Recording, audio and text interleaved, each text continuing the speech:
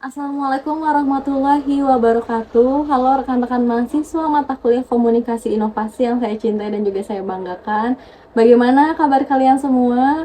Saya harap kalian dalam keadaan yang sehat walafiat ya. Pada sesi satu kemarin, Anda sudah membaca BMP, kemudian materi pengayaan, materi inisiasi, dan juga mengerjakan diskusi satu. Saya juga sudah memberikan feedback dan juga nilai bagi Anda dan silahkan dicek masing-masing ya. Sebagai evaluasi pada sesi satu kemarin, saya masih banyak sekali menemukan jawaban dari rekan-rekan mahasiswa yang menggunakan template AI. Sehingga hal itu mempengaruhi penilaian ya pada diskusi Anda semua. Sebagai bahan informasi, saat ini UT memberikan sistem terbaru yakni deteksi AI sehingga jawaban-jawaban Anda nantinya terdeteksi menggunakan AI. Pada diskusi satu kemarin, saya masih memberikan toleransi. Saya harap pada diskusi dua nanti Anda semua bisa menganalisis, memberikan contoh dan juga saran sesuai dengan pengalaman Anda, analisa Anda melalui bahan bacaan yang sudah Anda baca melalui BMP, materi pengayaan, maupun jurnal-jurnal yang sudah saya kasih linknya ya pada materi pengayaan. Selanjutnya saya akan memaparkan secara singkat dari sesi 2 ini tentang kebutuhan inovasi untuk perubahan. Mohon disimak ya rekan-rekan mahasiswa semuanya, karena hal ini juga bisa mempengaruhi hasil jawaban pada diskusi 2 ini. Oke, Assalamualaikum warahmatullahi wabarakatuh, rekan-rekan semuanya. Di sini kita masuk pada sesi 2, mata kuliah komunikasi inovasi. Saat ini kita akan membahas mengenai apa saja sebetulnya kebutuhan inovasi untuk perubahan. Oke, jadi kebutuhan inovasi untuk perubahan ini berkembang sejalan dengan adanya peningkatan kesadaran atas dinamika perubahan lingkungan dan kesadaran atas perlunya beradaptasi yang cepat dengan perubahan perilaku. Jadi biasanya nih seseorang ingin berinovasi atau berubah gitu ya, sesuai dengan apa yang mereka butuhkan. Kemarin juga kalian sudah membaca ya tentang BMP modul 1 dan juga modul 2 ini juga dibahas. Jadi kebutuhan inovasi itu berdasarkan keinginan dari diri sendiri. Jika seseorang masih merasa bahwa dirinya cukup terhadap sesuatu yang lama atau yang lampau, mereka pasti tidak ada rasa ingin berinovasi. Namun jika mereka sudah merasakan, wah ini caranya sudah kudet nih, sudah kuno, saya harus upgrade, itu berarti ada kesadaran dalam dirinya sendiri bahwa membutuhkan suatu inovasi atau perubahan. Oke, jadi lalu kapan sih sebetulnya suatu inovasi ini dibutuhkan? Inovasi dibutuhkan saat seseorang menghadapi masalah dalam kehidupannya dan tidak dapat diatasi dengan memuaskan jika menggunakan cara konvensional. Seperti yang saya sudah sebutkan tadi ya, jadi saat mereka sudah merasa bahwa cara-cara konvensional sudah tidak bisa digunakan dalam kehidupan sehari-hari, mereka akan mencoba untuk berinovasi keluar dari zona tersebut. Gitu. Jadi mereka membutuhkan ide, cara, metode, atau teknologi yang lebih produktif, efektif, efisien, dengan hasil yang lebih memenuhi harapan mereka. Selanjutnya, di sini manusia dan inovasi ini saling berkaitan. Kita akan merasakan perlunya berinovasi ketika kita merasakan kebutuhan untuk melakukan perubahan karena cara-cara lama sudah kurang memuaskan lagi. Misalnya, Anda semua ingin upgrade HP gitu ya. Misalnya dari tipe yang RAM-nya cuma 2 GB, terus upgrade menjadi 4 GB karena kebutuhan untuk kuliah mungkin, karena file-file yang kuliah sudah tidak cukup lagi jika RAM-nya hanya 2 GB. Jadi Anda harus mengupgrade HP tersebut menjadi 4 GB gitu ya, atau 8 GB. Karena untuk menunjang kerjaan Anda atau kuliah Anda seperti itu. Di sini Rogers menyebutkan bahwa proses pengambilan keputusan untuk inovasi dimulai dari mengenal kembali kebutuhan atau masalah. Jadi kita kenali dulu kebutuhan yang kita perlukan, lalu mengidentifikasi masalah apa saja yang ingin kita ganti, ingin kita rubah. Kemudian melakukan penelitian dasar atau penerapan atau terapan ya. Kemudian pengembangan, komersialisasi, difusi dan adopsi, serta konsekuensi. Nah, di sini seperti yang sudah ada sebetulnya ya di materi inisiasi, Anda juga bisa baca. Di sini ada tipe-tipe keputusan inovasi terbagi menjadi 4. Yang pertama ada kebutuhan yang dirasakan atau felt needs. Suatu inovasi dipandang sebagai jawaban atas kebutuhan yang muncul. Jadi inovasi seperti yang tadi saya sudah sebutkan, inovasi itu muncul ketika kita sudah mulai merasa butuh. Nah, itu adalah felt needs yang dirasakan manusia. Jadi sudah merasa butuh, sudah merasa ingin karena cara-cara konvensional tadi sudah tidak berpengaruh dalam kehidupannya, sehingga dia ingin keluar dari zona itu. Mereka membutuhkan ide, gagasan yang baru. Gitu. Kemudian ada keputusan inovasi individual. Keputusan yang diambil oleh seseorang secara pribadi melalui pertimbangan yang dilakukan sendiri. Nah, jadi inovasi ini sebetulnya ya, inovasi yang baik adalah inovasi yang disadari oleh diri sendiri. Jadi bukan karena desakan, bukan karena dorongan dari atasan misalnya ya, bukan desakan dari keluarga mungkin.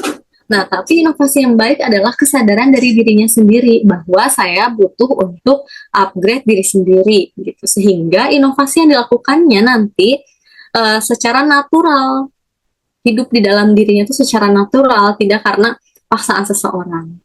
Kemudian ada keputusan inovasi otoritas. Keputusan yang dibuat oleh unit atau pihak yang memiliki kekuasaan dalam suatu organisasi. Nah, mungkin rekan-rekan semua yang sudah bekerja, saya kemarin banyak ya melihat jawaban dari rekan-rekan semua di diskusi satu yang menampilkan contoh-contoh di pekerjaannya masing-masing. Di sini inovasi yang dituntut oleh atasan misalnya di suatu organisasi atau perusahaan. Misalnya mau tidak mau Anda harus melakukan sistem digital ya, yang kemarin banyak contoh. Misalnya absen menjadi fingerprint dari manual gitu.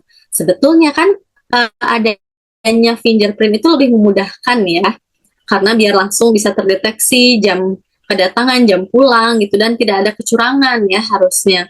Nah, itu merupakan satu inovasi yang baik sebetulnya untuk dijalani oleh rekan-rekan semuanya. Nah, adanya inovasi itu, perubahan itu bukan dari diri sendiri, tapi itu adalah hasil dari keputusan perusahaan atau organisasi yang mengharuskan kita untuk mengikuti aturan tersebut.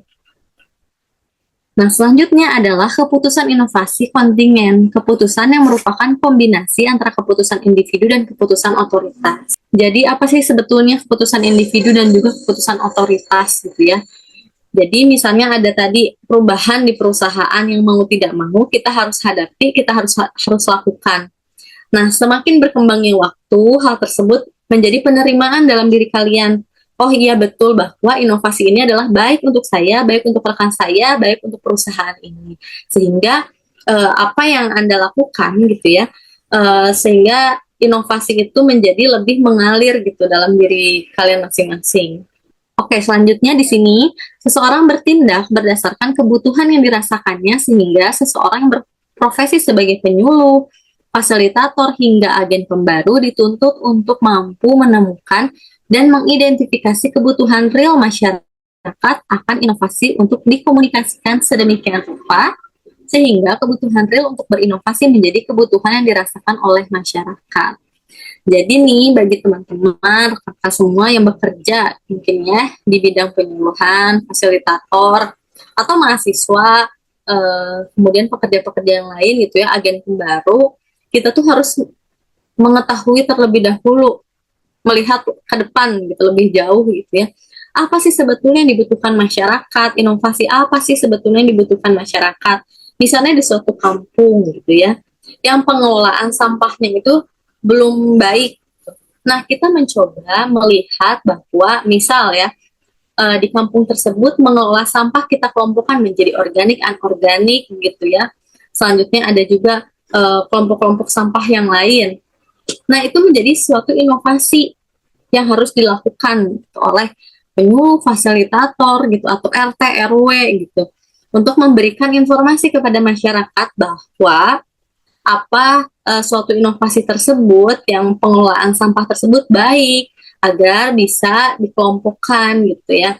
Jadi bisa juga nanti sampahnya bisa didaur ulang oleh masyarakat seperti itu. Oke, di sini ada orang yang bisa dikatakan menerima inovasi melalui beberapa tahapan seperti menunjukkan minat, mengevaluasi inovasi, melakukan percobaan, mengadopsi atau menyerap menyerap inovasi. Di sini pastinya ya orang yang bisa menerima inovasi atau pembaharuan itu pertama adalah bisa menunjukkan minatnya. Biasanya kan terlihat ya orang-orang yang excited saat ada sesuatu yang baru gitu, apalagi sesuai dengan kebutuhannya mereka. Jadi mereka pasti menunjukkan minatnya terlebih dahulu. Kemudian melihat bahwa inovasi ini sebetulnya baik tidak ya untuk saya atau untuk lingkungan saya. Kemudian setelah dia coba-coba mempertimbangkan hal tersebut, lalu mereka melakukan percobaan dari inovasi itu sendiri. Kemudian lalu mengadopsi dan menyerap inovasi. Nah, setelah proses itu selesai, bahwa mereka akan melakukan adopsi atau menyerap inovasi itu sendiri. Selanjutnya di sini ada bentuk penciptaan inovasi. Rekan-rekan mahasiswa semua juga bisa membaca di materi inisiasi ya. Ada yang pertama ada invention. Nah, invention ini jenis inovasi yang ditemukan berdasarkan hasil penelitian dan belum pernah ada sebelumnya. Nah, sebagai contoh di sini saya juga melihat dari BMP ya, jika Anda membaca juga, ada ditemukan televisi hitam putih di awal aplikasinya sebagai media massa merupakan temuan baru yang belum pernah ada, karena kan sebelumnya belum pernah ada di televisi. Kemudian muncullah suatu inovasi di mana suatu informasi ini bisa disebarkan melalui televisi meskipun dalam masih tahapan hitam putih gitu ya, tapi kan orang-orang sudah mulai merasa wah ini inovasi yang baru nih, yang bagus nih, yang bisa kita terima gitu ya, menjadi suatu hiburan juga selain mendapatkan informasi-informasi yang ada. Nah, invensi ini atau temuan baru ini dapat berupa ekspansi yang nantinya kita akan bahas, atau suatu pembaharuan dengan pengembangan dan kualitas yang lebih baik. Selanjutnya di sini adalah ekspansi itu sendiri. Ekspansi ini merupakan penyebarluasan informasi, di mana inovasi dapat berupa pengembangan. Ekspansi ini juga dapat berupa penyuluhan dan sebagainya. Contoh, tadi kan pengembangan ya, bisa dari televisi yang hitam putih menjadi televisi yang berwarna. Kemudian dari berwarna tersebut menjadi televisi tabung gitu ya, televisi tabung yang gambarnya sudah lumayan oke. Nah, dari televisi tabung ini kemudian menjadi televisi LED yang saat ini ada ya berkembang di masyarakat. Setelah LED ini ternyata saat ini ada juga televisi yaitu Smart TV. Nah, itu merupakan bentuk ekspansi inovasi yang berkelanjutan, mengalami perkembangan gitu ya. Nah, di ekspansi ini juga merupakan upaya penyebarluasan informasi melalui promosi produk dengan metode pameran, iklan, atau yang lainnya. Kemudian, bentuk penciptaan inovasi ini juga ada replikasi. Replikasi ini merupakan inovasi yang berupa pengembangan atau penerapan ulang. Contohnya di sini, suatu model pemberdayaan masyarakat tentang peternakan hasil rakyat yang berhasil di suatu daerah, kemudian dikembangkan meluas ke daerah lainnya. Ini kan dalam model peternakan gitu ya, pemberdayaan gitu, pemberdayaan peternakan hasil rakyat. Tapi kalau misalnya dalam satu bisnis F&B misalnya, saya kasih contoh yang mungkin lebih mudah dibayangkan. Nah, ketika misalnya satu cabang ini sudah sukses, sudah banyak sekali pelanggan, ya pelanggan tetap, terus sudah gitu viral di media sosial, dia mencoba mereplikasi hal tersebut dengan membuka cabang baru di wilayah-wilayah yang ramai. Misalnya karena saya tinggal di Bandung misalnya ya, ada bakso misalnya, bakso cap haji itu enak banget ya, mereka sudah viral, terus udah gitu rasanya juga enak. Nah, mereka mungkin kalau misalnya sudah pede dengan resep atau segala macamnya gitu, bisa konsisten, mereka bisa saja membuka di kota-kota lain yang ramai gitu, misalnya di Jakarta atau Surabaya, Bogor, dan yang lain hal sebagainya. Nah, itu merupakan bentuk replikasi itu sendiri. Selanjutnya di sini adalah kombinasi. Kombinasi merupakan pendekatan campuran, mengambil pelajaran dari berbagai kasus inovasi, kemudian dirumuskan ulang dengan cara mengkombinasikan berbagai pendekatan tersebut dengan cara memanfaatkan metode ternak dari penerapan inovasi yang pernah ada. Oh, bukan metode ternak, metode terbaik dari penerapan inovasi yang pernah ada. Oke, jadi mengkombinasikan inovasi-inovasi yang ada sehingga menghasilkan inovasi baru yang belum pernah ada sebelumnya. Oke, selanjutnya di sini ada pembuatan proses pengambilan keputusan inovasi. Jadi gimana sih seseorang itu bisa mengambil keputusan inovasi itu dalam hidupnya. Nah, menurut Hunter, pembuatan proses pengambilan keputusan inovasi ini melalui beberapa tahapan seperti identifikasi masalah, pencarian alternatif, kemudian mengevaluasi, lalu pemecahan masalah, pemeliharaan, pengawasan, dan evaluasi program. Jadi, dalam pengambilan keputusan inovasi itu tidak bisa dilakukan dalam satu waktu. Tentunya, untuk menerima inovasi ini membutuhkan waktu yang lumayan lama juga ya, karena proses seseorang sadar itu membutuhkan beberapa tahapan. Jadi kita tidak bisa memaksakan jika misal kita menemukan seseorang yang belum bisa menerima inovasi atau pembaharuan-pembaharuan. Nah, semakin seringnya kita berikan penyuluhan informasi gitu ya, semakin juga mereka terbuka pemikirannya, sehingga mereka baru mulai memberikan keputusan, oh iya saya ingin berubah, saya ingin menirukan cara yang ini.